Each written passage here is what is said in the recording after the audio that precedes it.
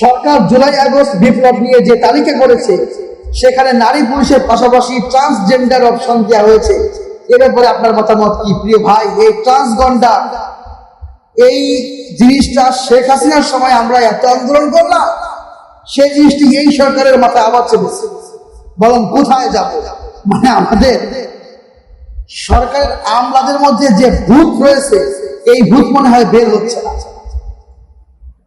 ট্রান্সজেন্ডারি যে সমকামিতা, এইটা ওলামায়ে কেরাম অনেক আগেই প্রমাণ করে দিয়েছেন, এটা হারাম, স্পষ্ট হারাম।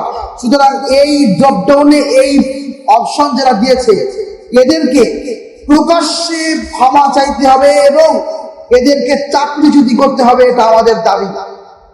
আর যদি এমন হয় বর্তমান সরকার এদেরকে পেলে বসে রাখবেন।